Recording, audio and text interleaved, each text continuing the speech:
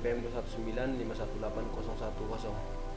Di sini saya akan mempresentasikan tentang ketiga dalam penggunaan VR atau virtual reality dalam bentuk PowerPoint.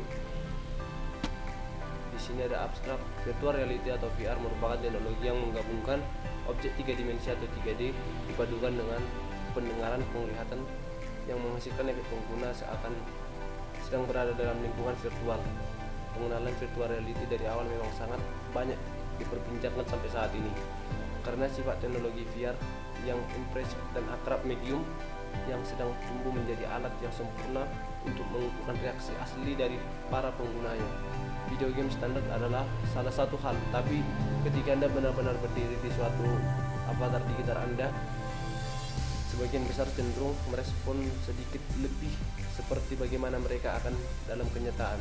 Virtual reality merupakan sebuah fenomena teknologi baru yang pesat berkembang selama beberapa tahun ke belakang, sedangkan kajian mengenai adanya penerapan antarmuka dalam VR masih sedikit, sehingga dibutuhkan kajian yang lebih lanjut hal tersebut.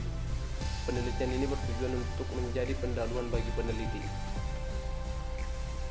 Pendahuluan alat terbelakang. Virtual teknologi VR benar-benar membuat pengguna tenggelam dalam sebuah lingkungan sintetik. Ketika penggunaan tenggelam dalam lingkungan tersebut, pengguna tidak bisa melihat dunia nyata.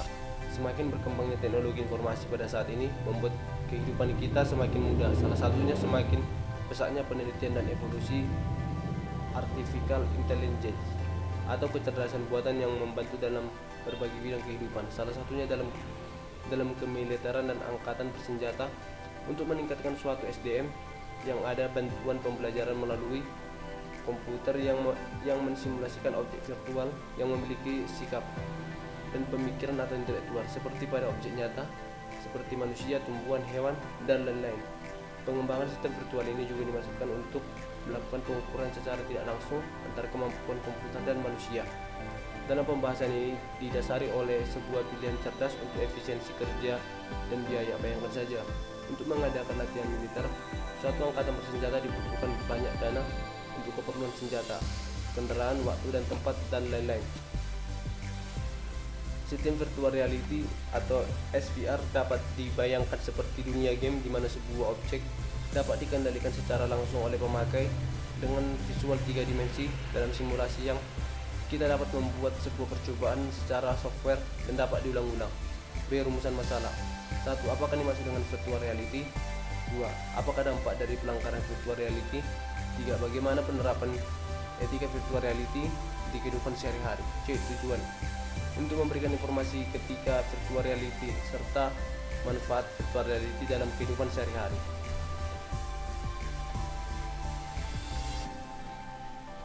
Pembahasan virtual reality adalah suatu teknologi yang memungkinkan seseorang dapat melakukan simulasi yang menghadirkan sebuah suasana 3 dimensi. Jadi ketika kita menggunakan akan membuatmu seolah-olah hadir dalam dan terlibat langsung dalam suasana tersebut.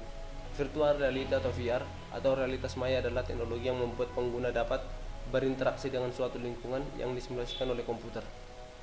Suatu lingkungan yang sebenarnya ditiru atau benar-benar lingkungan yang hanya ada dalam imajinasi. Lingkungan realita maya terkini umumnya menyajikan pengalaman visual yang ditampilkan pada sebuah layar komputer atau melalui sebuah penampil stereoskopik. Tapi beberapa simulasi mengikutsertakan tambahan informasi hasil penginderaan seperti suara melalui speaker dan atau handphone. Dampak negatif dari pelanggaran virtual reality. Dalam pengembangan teknologi virtual reality yang maju saat ini juga dapat membawa dampak negatif kepada kehidupan manusia. Berikut ini adalah dampak negatif dari pelanggaran etika penggunaan virtual reality dalam kehidupan manusia.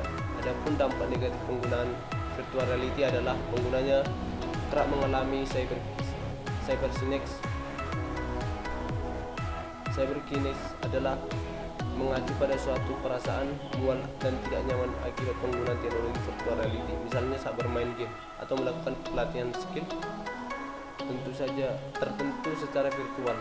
Penderita cyberkinesis akan merasakan ketegangan mata dan bahkan disertai dengan rasa pusing Terkadang si penderita secara psikologis masih terbawa pada suasana yang diciptakan oleh sistem virtual reality. Walaupun telah kembali ke dunia yang nyata, manusia kehilangan rasa realitas dan juga berinteraksi di dunia nyata. Selain itu juga jumlah pengangguran yang semakin banyak sebab hanya membutuhkan sedikit orang untuk membuat proyek-proyek. Dan ini juga sangat berpengaruh terhadap sosialisasi seseorang dalam menjalani hidup dan menyebabkan kekurangan etika dan tata krama dalam hidup seseorang tersebut. Penerapan etika virtual reality di kehidupan sehari-hari. Dalam pengembangan teknologi saat ini, virtual reality digunakan di berbagai bidang, diantaranya adalah sebagai berikut. 1. Bidang pendidikan dan pelatihan. Penggunaan virtual reality atau VR dalam bidang pelatihan adalah untuk memungkinkan para profesional untuk melakukan pelatihan dalam lingkungan buatan yang nyata, di mana mereka dapat memperbaiki kemampuan mereka tanpa konsekuensi yang fatal. B. Bidang arsitektur. Dalam bidang arsitektur, arsitek menggunakan virtual reality untuk membantu mensimulasikan struktur dan desain yang berbeda untuk membantu mereka dalam proses desain ruangan, rumah ataupun gedung. Kemudian para arsitek atau konsumer dapat berkeliling pada desain yang telah dibuat.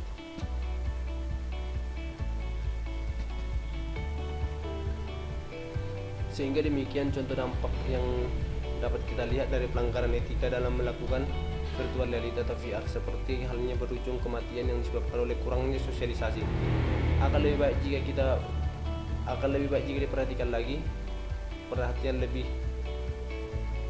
akan membantu hubungan seseorang tersebut dalam bersosialisasi dan mengurangi putusnya tali persaudaraan akibat penggunaan virtual reality atau VR tersebut. Maka dengan demikian, beberapa hal yang harus diperhatikan dalam menggunakan virtual reality atau VR adalah: 1. Mengurangi tingkat penggunaan virtual reality atau VR yang berlebihan. 2. Menghabiskan waktu bersama keluarga atau lingkungan sekitar. Kesimpulan, dalam penggunaan virtual reality atau VR sangat dibutuhkan pengawasan peran orang yang lebih dewasa, karena penggunaan VR atau virtual reality yang berlebihan juga dapat menyebabkan gangguan terhadap tindakan seseorang mengasingkan diri atau menyendiri, atau gangguan terhadap relasi pribadinya yang juga dapat berujung pada kematian. Penggunaan virtual reality atau VR juga perlu banyak diperhatikan agar pengguna virtual reality atau VR, terkhususnya remaja, dapat menyikapi diri dalam kemajuan teknologi. Sekian yang bisa saya sampaikan. Sekian dan terima kasih.